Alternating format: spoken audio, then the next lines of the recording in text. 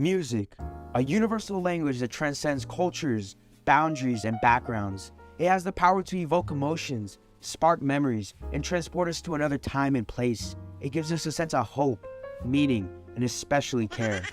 Except for music by DJ Khaled. What's the glass? How much your pickle? How much the glass? How much the glass? God did. God did. How much the glass? God did. How much the chain? How much the chain? God did. You know, for such a simple yet complex subject, people, especially on the internet, make it seem much bigger than it is.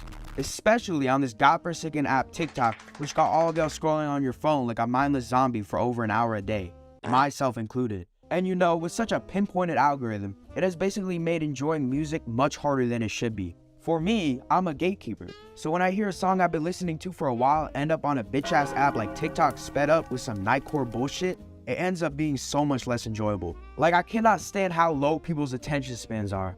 Like, they can't even sit straight and listen to the normal version of a song. But to be honest, all of this is besides the point. There is a much serious topic that honestly must be spoken about, and that's your music taste. I hate the fact that people will critique what sounds someone chooses to put in their ears. And there's one term that people who listen to music religiously will have a temper tantrum for: calling your music taste basic. That term has got to be the equivalent pain of hearing DJ Khaled saying another one in every sentence. It's the equivalent pain of nails on a chalkboard. This term will kill the soul of someone who is just trying to show everyone on Ox how much they enjoy something. It's kind of crazy how this word gets tossed around in every genre of music and to every mainstream popular artist. People have the logic that just because what you listen to is popular, it is basic and uninteresting. Like, it's popular for a reason, and just because it's played a bunch of times doesn't necessarily mean that it is bad. And people will clown on you for liking these songs instead of their unreleased or less mainstream songs and call you a fake fan. This definitely applies to basically any hip-hop artist's fan base. And this definitely applies to Kanye West. I know, it's not the best time to be a Kanye fan. But one thing I can't stand is his meat-riding fan base. Like, people will try to gatekeep him like his music isn't the most mainstream and popular music of this generation. Hell, even his unreleased shit is mainstream. So Kanye fans, yeah, my favorite song can be Runaway, or Ghost Town, or All Falls Down. You wanna know why? Because it's good. That's why it's popular. Another rapper's fan base that just annoys me is MF Doom. And honestly, it's mostly the newer fans getting into his music. And there's nothing wrong with that. MF Doom is a great artist and deserves more attention. But these newer fans are mostly from the past 12 months or so when people started finding about him on TikTok. Like, the gatekeeping is so unreal with his fans. But people act like just because he's underground, that his music doesn't deserve to be more mainstream. If we're talking about the most mainstream underground artist, then he's probably up there. They will call me a fake fan just because one of my favorite songs is Rap Stitch Knishes and not an unreleased King Gudurian song or whatever in his already underground discography. The point is, unreleased or less mainstream does not equal good. And for the love of God, stop with the all caps when you spell the man's name shit. It is corny and annoying. Just let me be lazy and not type it out. If you think about it, all artists are basic if we use this logic. It doesn't necessarily mean it's bad. Steve Lacy, who's been in the music industry for a while now, has definitely had the worst of it when it comes to his artistic credibility. Steve Lacy is a great artist that doesn't deserve the shit he's been getting just because TikTok found about his music. I find it so funny how these newer fans can go to his tour and can't even sing the lyrics to his most popular song that blew up because of TikTok. You could tell how pissed off he gets just because he has to deal with his music being overplayed and spread out to fans that can only sing 15 seconds of his chorus. I mean, Steve is a phenomenal artist and is probably one of the most talented and hardworking artists in the last few years.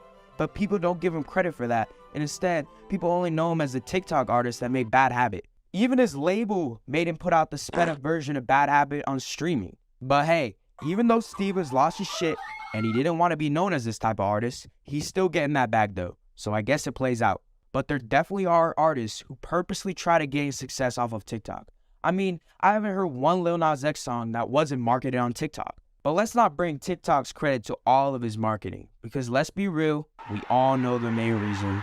Right now, it's easier than ever to get your music out and potentially move up a block in your gated community and make it big.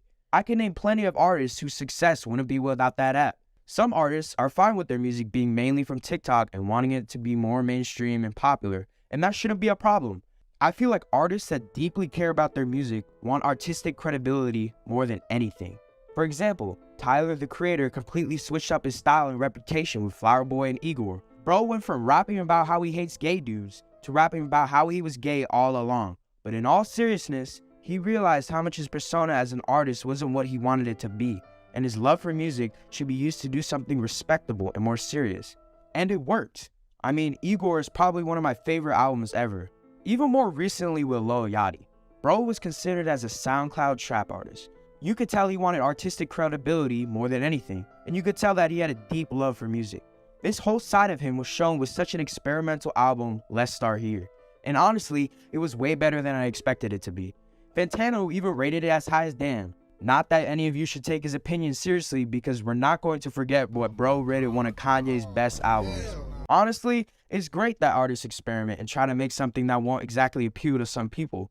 I feel like this gives artists a better reputation rather than being considered a less respectable mainstream artist. I think more artists should do that if it's their desire. Alright, most people who listen to these types of artists, or even just music in general, are probably the most annoying people you'll ever come across from. I'm not talking about an average music listener or a person who enjoys music a little bit more than others, like me, but people who make that shit their whole life.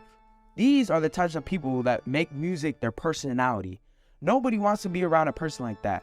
These are the types of people that will call your taste basic. These are the same people who will clown on you for listening to popular music from an artist. These are the same people that post their Spotify Wrapped or Apple Music Replay and they got over 100,000 minutes. Then they will say, oh, you don't like music like I do. Oh, you don't like Kendrick Lamar like I do because I have 50,000 minutes listening to him. Maybe I actually have a life and I don't spend half of my day with an AirPod in my ear. Seriously, then these same people will wonder why they have hearing loss and tinnitus before they're an adult. Maybe, here's a crazy thought, listening to music at full volume for 10 hours a day just might have an effect on your ears. The worst part is, I see it so much more often than it should be. I don't even know how you enjoy music at that point with the amount of hours you spend listening to music. Like, I know those AirPods are nasty, bro.